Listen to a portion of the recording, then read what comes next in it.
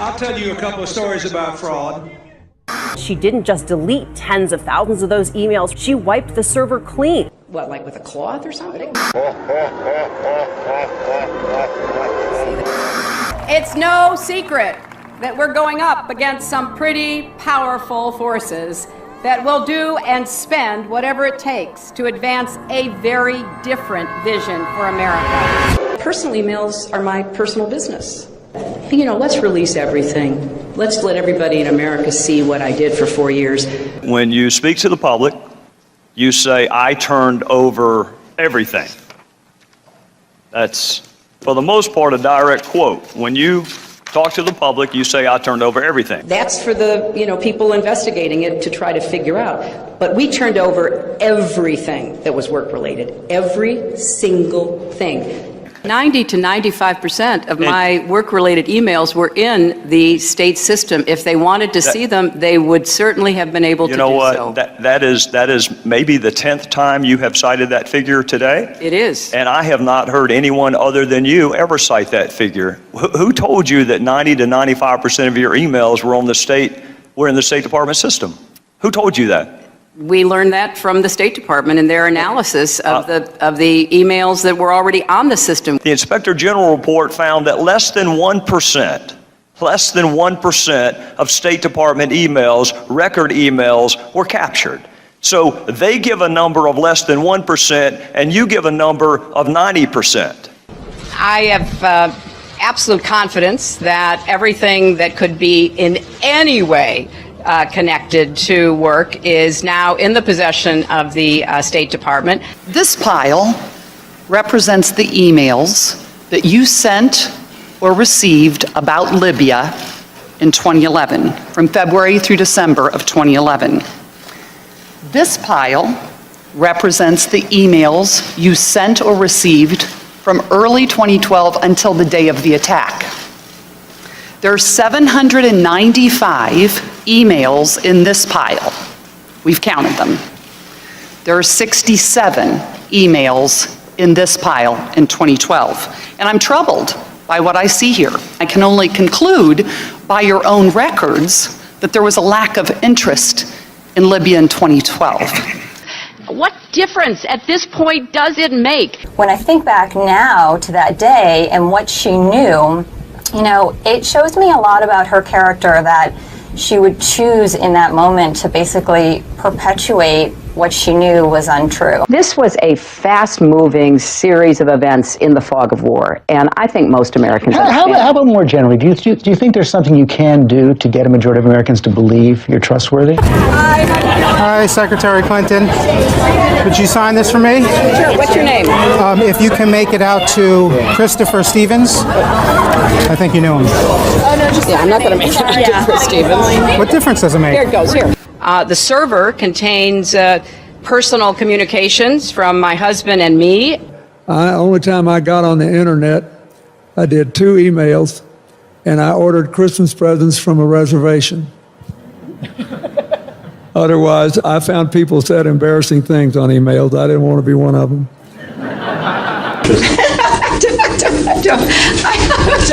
I mean, and how many angels dance on the head of a pin? I have really nothing to. How do you answer that? I feel sorry sometimes for the young people who, believe this. They don't do their own research. I am so sick. I am so sick of the Sanders campaign lying about me. I'm sick of it. Do you think New York State should recognize gay marriage? No. No. Okay. I believe that marriage is between a man and a woman. I do not support gay marriage. It really is great how long you've supported gay marriage. Yes. I could have supported it sooner. Well, you did it pretty soon. Yeah. Could have been sooner. Fair point.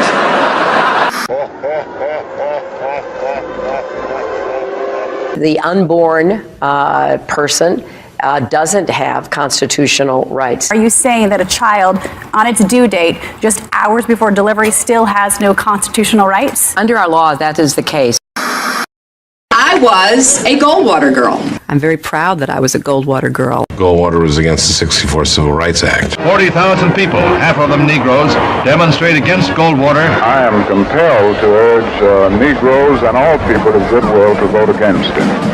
His election would be a tragedy and certainly suicidal almost for the nation and the world. He's a very arrogant person to deal with, which I think is a combination of this vision of Russia and some fundamental insecurity. I could have told him he was a KGB agent. By definition, he doesn't have a soul. I mean, this is a waste of time, right? Как минимум, государственный деятель должен иметь голову. Mrs. Clinton has never been too graceful in her statements. When people push boundaries too far, it's not because they are strong. I remember landing under sniper fire.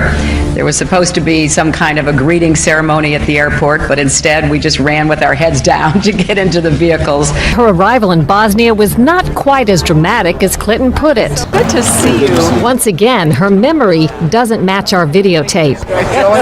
She and her daughter Chelsea lingered on the tarmac to greet U.S. military officials. Took photos. There was the group of 7th graders on the tarmac, too.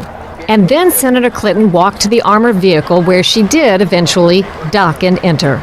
During the parade in which she participated, her campaign roped off reporters so they wouldn't interfere with the candidate. Memory should always match the videotape. I have been a critic of NAFTA from the very beginning. I think that NAFTA is proving its worth. It was one of the highlights of President Clinton's first term, passage of the North American Free Trade Agreement, also known as NAFTA. Critics blame NAFTA for the loss of manufacturing jobs in industrial states, including Ohio and Pennsylvania. Hillary Clinton helped get NAFTA approved. She held at least 5 meetings to strategize about how to win congressional approval. She helped the White House block opposition from labor and environmental groups, and she was the featured speaker at a crucial meeting. Participants in that event said, quote, her remarks were totally pro-NAFTA. Was NAFTA a mistake? NAFTA was a mistake to the extent that it did not deliver on what we had hoped it would. Your opponents are saying that that's really part of a larger pattern with you, that you often avoid taking firm positions on controversial issues. They are going to people showing videos of Donald Trump insulting Islam and Muslims in order to recruit more radical jihadists. Fact checkers have said that she was wrong. All my grandparents, came over here, and turns out only one was an immigrant, 3 were not. And then, frankly, there are those who are saying the best thing that could happen to us is be attacked by somebody. Just bring it on, because that would unify us, it would legitimize the regime. That's the reason I say, if anybody's going to do it, we ought to do it, because we have the capability of doing it. We're not going to give anything up, and in fact, we're going to provoke an attack, because then we will be in power for as long as anyone can imagine. I represented New York, and I represented New York on 9/11. When we were attacked, where were we attacked? We were attacked in downtown Manhattan, where Wall Street is. I did spend a whole lot of time and effort helping them rebuild. That was good for New York, it was good for the economy, and it was a way to rebuke the terrorists who had attacked our country. 9/11 was bad. I agree with that. It's time for the United States to start thinking of Iraq as a business opportunity.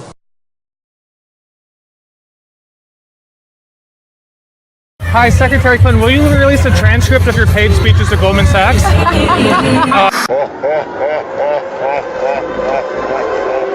No, there's a lot of controversy over the speeches. Just in July, New Hampshire, you told the crowd you, quote, take a backseat to no one when it comes to progressive values. I take a backseat to no one when you look at my record and standing up and fighting for progressive values. Last month in Ohio, you said you plead guilty to, quote, being kind of moderate and center. Do you change your political identity based on who you're talking to? No, I think that like most people that I know, I have a range of views, but they are rooted in my values and my experience. I get accused of being kind of moderate and center. I plead guilty. Just for the record, are you a progressive or are you a moderate? I'm a progressive. I represented Wall Street as a senator from New York, and I went to Wall Street in December of 2007, before the big crash that we had, And I basically said, cut it out. Quit foreclosing on homes. Quit engaging in these kinds of speculative behaviors. Now, who's exactly to blame for the housing crisis? I think there's plenty of blame to go around. Home buyers who paid extra fees to avoid documenting their income should have known they were getting in over their heads. Are you a progressive or are you a moderate? I'm a progressive. Of course, we have to deal with the problem that the banks are still too big to fail. We can never let the American taxpayer and middle-class families ever have to bail out the kind of speculative behavior that we saw. But we also have to worry about some of the other players. AIG, a big insurance company, Lehman Brothers, an investment bank. There's this whole area called shadow banking. That's where the experts tell me the next potential problem could come from. You were against same-sex marriage, now you're for it. You defended President Obama's immigration policies, now you say they're too harsh. You supported his trade deal dozens of times. You even called it the gold standard. Now, suddenly last week, you're against it. Will you say anything to get elected? Well, actually, I have been very consistent over the course of my entire life. Time and time again, you hear one thing in speeches, and then you see a campaign that has the worst kind of tactics, reminiscent of the same sort of Republican attacks on Democrats. Well, I am here to say that it is not only wrong, but it is undermining core democratic principles. Since when do Democrats attack one another on universal health care? I've looked at the legislation that Senator Sanders has proposed, and basically he does eliminate the Affordable Care Act, eliminates private insurance, eliminates Medicare, eliminates Medicaid, TRICARE, Children's Health Insurance Program. This is what drives people crazy. It drives them crazy. You know, why not just come out and lay it out? This is what makes people distrust not just these politicians, but Washington, but the administration, but anybody who even raises their hand and testifies under oath, believing you're not being straight with me. In conclusion, Congress is supposed to provide oversight. The voters are supposed to provide oversight. And you were supposed to provide oversight. That's why you have special liberties, and that's why you have special protections. I am not surprised that the President of the United States called this a phony scandal. I'm not surprised that Secretary Clinton asked, what difference does it make? I'm not even surprised that Jay Carney said Benghazi happened a long time ago. The Clintons fired the White House Travel Office employees, allowing their wealthy Hollywood friends to take over the lucrative travel business. This led to investigations by the FBI, DOJ, GAO, Oversight Committee, and the Whitewater Independent Counsel. The Clintons claimed the firings were due to financial misdeeds, but the employees were cleared on all counts. Hillary Clinton allegedly played a central role in the firings, yet in her sworn testimony, she claimed she was not involved. The independent counsel found this to be factually inaccurate and that she made factually false statements. The Clintons were forced to remove their friends and reinstate the previous employees. Vince Foster, the longtime friend and companion of Hillary Clinton, was significantly involved in several Clinton scandals. Due to the strange circumstances surrounding his death in 1993, an investigation ensued. Before the police arrived, Clinton staffers illegally removed boxes of documents on Whitewater and presumably Travelgate and other sensitive issues. President Clinton put his wife in charge of the most expensive program in the country. There was a national outrage that the unelected, unqualified First Lady was going to design America's healthcare system.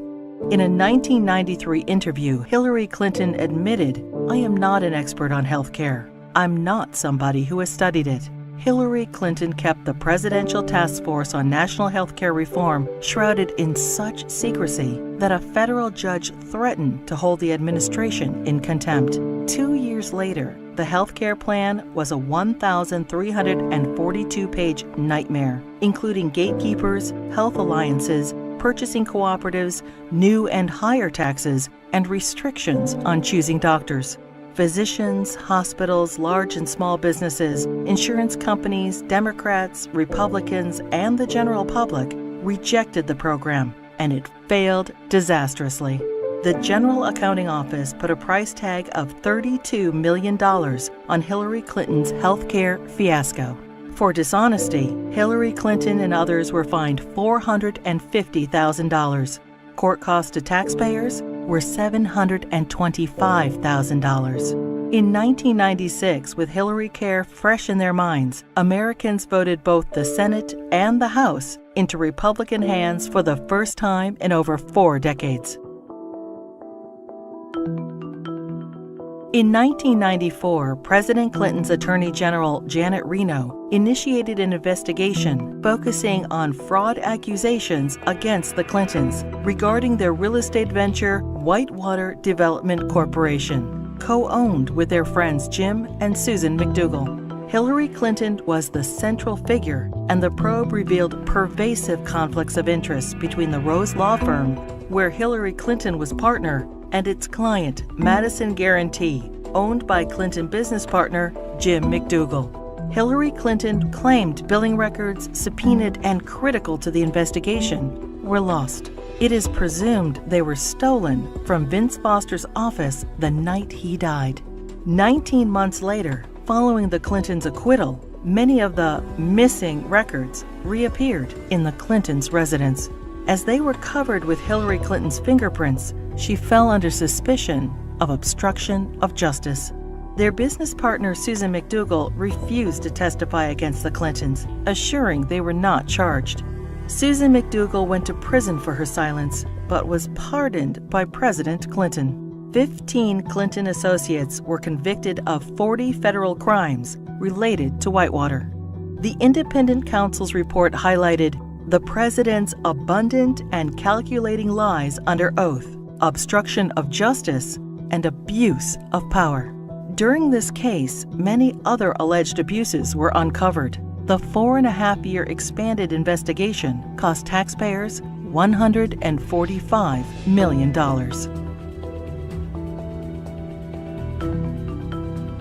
Hillary Clinton's trades in cattle futures raised suspicions of improprieties as her very first trade of $5,000 quickly turned into over $490,000. She refused to release her tax returns for the years in question. Hillary Clinton insisted that she made all the investment decisions herself. The investigation proved her trades were actually placed by her friend James Blair through the brokerage firm Refco. James Blair was outside counsel for Tyson Foods, the largest employer in Arkansas, which is state regulated.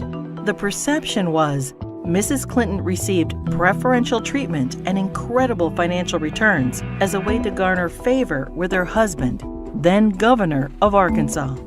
Refco was investigated and paid the largest fines in the history of the exchange.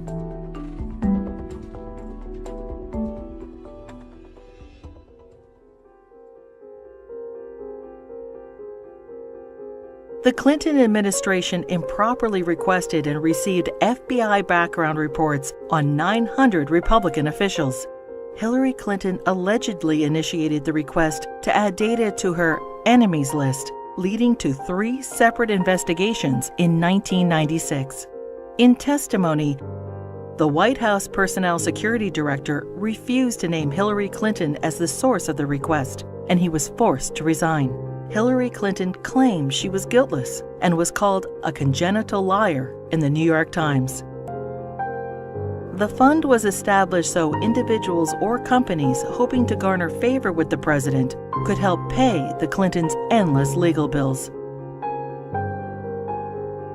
In 1996, the Justice Department investigated campaign fundraising abuses and cover-ups by the Clintons in connection with an effort by China to influence administration policies. In violation of U.S. law, agents for the Chinese government and military funneled millions into President Clinton's re-election campaign, the Clinton Legal Defense Fund, and the DNC. The DOJ's report stated, "A pattern of events suggests a level of knowledge within the White House, including the President's and First Lady's offices, concerning the injection of foreign funds into the re-election effort." The Clintons were accused of using the IRS to harass their enemies, including Republican politicians, the White House Travel Office, the NRA, Judicial Watch, the Heritage Foundation, and other conservative organizations. A senior IRS official admitted that Clinton opponents were singled out for tax audits. Also audited were Bill Clinton's female accusers, including Jennifer Flowers, Paula Jones, Juanita Broderick, and Elizabeth Ward Grayson.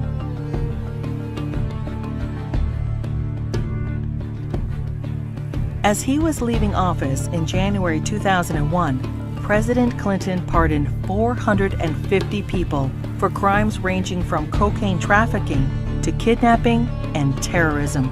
Several pardons personally benefited Hillary Clinton and were investigated for direct ties to her New York Senate bid. Mark Rich, a billionaire fugitive, owed the government over $160 million and was charged with tax evasion, wire fraud, racketeering, and trading with Iran. Rich's ex-wife, Denise Rich, a close friend of the Clintons, donated over $600,000 to the Clinton Presidential Library just prior to the pardon. Mrs. Rich also gave $14,000 to the Clinton Legal Defense Fund and $135,000 to Hillary Clinton's Senate campaign. The New Square Four were elders of a Republican voting Hasidic community convicted of defrauding the government of millions of dollars. Candidate Clinton met with their grand rabbi. Hillary Clinton received their votes, and the New Square Four received their pardons. Hillary Clinton claimed, "I did not play any role whatsoever in the pardons." Hillary Clinton's brother, lawyer Hugh Rodham, charged high fees to use his family influence to obtain presidential pardons. Carlos Vignali, a Los Angeles drug lord, paid Rodham over $500,000, and his sentence for cocaine trafficking was commuted. Almond Braswell, a scam artist, paid Rodham over $250,000 and was pardoned for defrauding senior citizens of millions of dollars. Fighting for Puerto Rican independence, the FALN exploded 138 bombs in New York City, Chicago, and Puerto Rico. During a 10-year reign of terror, 13 innocent people were killed and over 80 were maimed. New York City Councilman Jose Rivera met with Hillary Clinton proposing pardons for FALN members in return for Puerto Rican support in her Senate race. 2 days later, President Clinton pardoned 16 FALN terrorists. These pardons were condemned by Democrats and Republicans, the House and Senate, the FBI, the U.S. Attorney, the Federal Bureau of Prisons, and the Fraternal Order of Police. Another probe into Clinton wrongdoing ensued. When Congress requested additional information, President Clinton claimed executive privilege, preventing anyone involved with the pardons from testifying. Hillary Clinton claimed no involvement in or prior knowledge of the decision. Former Democratic President Jimmy Carter called these shameless pardons disgraceful. The largest political fundraiser in U.S. history became the largest election fraud in history. In the year 2000, the fundraiser for Hillary Clinton's New York Senate race was attended by 1,300 people, including the Hollywood elite and the Democratic leadership. In violation of federal election statutes, an individual, Peter Paul, financed the entire event. Peter Paul was also a convicted cocaine trafficker. In violation, Hillary Clinton was involved with the solicitation of funds and the coordination of the gala. In violation, Hillary Clinton requested in writing an additional $150,000 from Peter Paul in untraceable securities. The Clinton campaign's filings with the Federal Elections Committee stated the event only cost $500,000. The actual price tag was $1.5 million. Senator Clinton was fined over $50,000 for purposely underreporting the cost of the event. In another campaign finance fraud, Hillary Clinton ignored FBI warnings and accepted over $900,000 from scam artist and felon Norman Sue. Hillary Clinton's Senate tenure was undistinguished. In 7 years, she introduced only 3 minor bills which became law, including the naming of a post office She helped secure millions in federal assistance for a New York developer. Ethics questions arose when the businessman donated over $120,000 to the Clinton Foundation. Senator Clinton did not support English as the official language of the United States government, and she enthusiastically voted for the Iraq War resolution. Hillary Clinton ignored Senate rules and reporting requirements for the hiring of staff and non-paid fellows, breaking the Senate Code of Official Conduct and hiding multiple conflicts of interest. She was investigated by the Senate Select Committee on Ethics.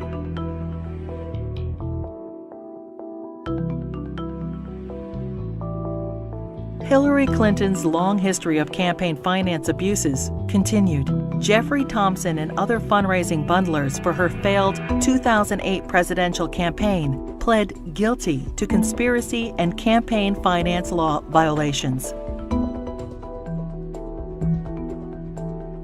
In the primaries, Democrats nominated the little-known junior Senator Obama over the well-known, scandal-ridden Hillary Clinton.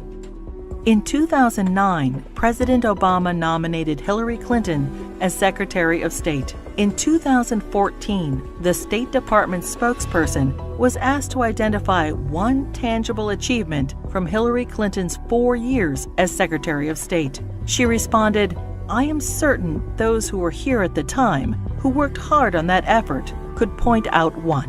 Secretary Clinton's tenure had no signature doctrine or diplomatic breakthrough. It was, however, 4 more years of scandals. The Clinton State Department wasted $80 million on a U.S. consulate in northern Afghanistan, which will never be completed. Under Clinton's name, the Foreign Service gathered details on foreign diplomats, our allies and officials of the UN, including internet usernames, email addresses, credit card numbers, fingerprints, frequent flyer account numbers, and work schedules.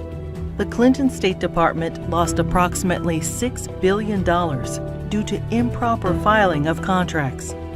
The FBI, CIA, and the DOJ requested that Boko Haram be designated as a terrorist group so the agencies could pursue them. Secretary Clinton declined, and the group continued its reign of terror, including the kidnapping of 300 schoolgirls in Nigeria. A special investigator for the State Department claims probes into illegal acts by the Diplomatic Security Service and ambassadors were influenced, manipulated, or simply called off under Hillary Clinton. These include sexual assaults by State Department security officials in Beirut, endemic engagement of prostitutes by Hillary Clinton's security detail, drug use by State Department contractors in Baghdad, solicitation of child male prostitutes by U.S. Ambassador to Belgium. Secretary Clinton's spokesperson claimed Hillary Clinton had no knowledge of any of the scandals in her State Department. "We learned of it from the media and don't know anything beyond what's been reported."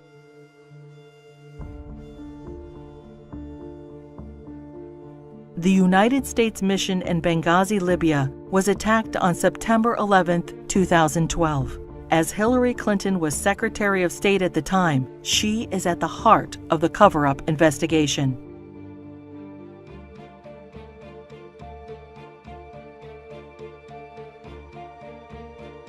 When she finally testified to Congress 4 months after the attack, she famously stated, "The fact is we had 4 dead Americans. Was it because of a protest? Or was it because guys out for a walk one night who decided they'd go kill some Americans? What difference at this point does it make?"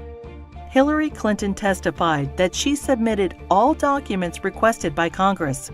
20 months later, and only through a Freedom of Information Act request, 41 new documents were released, including changes to Ambassador Susan Rice's talking points.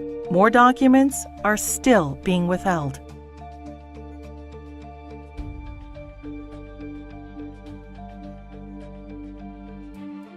The Presidential Records Act allows restricted access to documents for 12 years after leaving office. Now, 14 years later, the Clintons are still withholding thousands of records from the public. Over 300 Freedom of Information Act requests have been ignored, suggesting more damaging revelations about the Clintons. It is difficult to separate the Clintons' personal and political financial ventures from those of the Clinton Foundation. The New York Times expose on the Clinton Foundation details moral and fiscal chaos, shameless fundraising, and calls it mired in conflicts of interest. Run by old Clinton friends, it has been grossly mismanaged and, despite enormous donations, ran multi-million-dollar deficits. Already rife with conflicts of interest, the foundation's offices are now shared by the Hillary Clinton presidential campaign. Americans can give $2,300 to presidential candidates, but there are no limits on donations to foundations. Hillary Clinton cannot legally accept campaign donations from foreigners, but no restrictions apply to foundations. Secretary of State Clinton traveled to Moscow and pressed the Russian government to purchase planes from Boeing. 2 months later, contract in hand, Boeing donated $900,000 to the Clinton Foundation. The foundation's support from foreign interests hoping to influence U.S. policy is of grave concern. Foreign donations to the foundation increased by 70% when Hillary Clinton ran for president in 2008.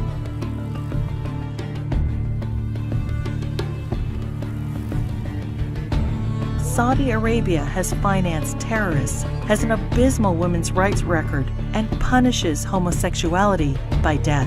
And yet, the Kingdom of Saudi Arabia is one of the largest supporters of the Clinton Foundation. In a Clinton co-presidency, every large donation could raise suspicions of improprieties or influence peddling and lead to non-stop investigations. Great story here for anybody willing to find it and write about it and explain it is this vast right-wing conspiracy. It's no secret that we're going up against some pretty powerful forces that will do and spend whatever it takes to advance a very different vision for America.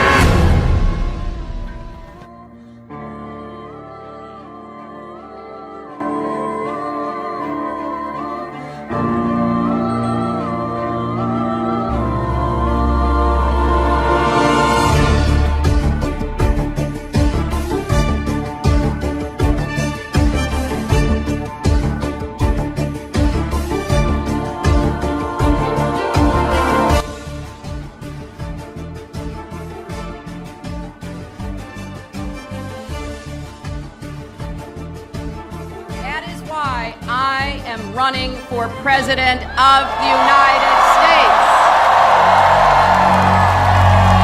The people want to know Hillary. The Hillary that I knew back here in Arkansas.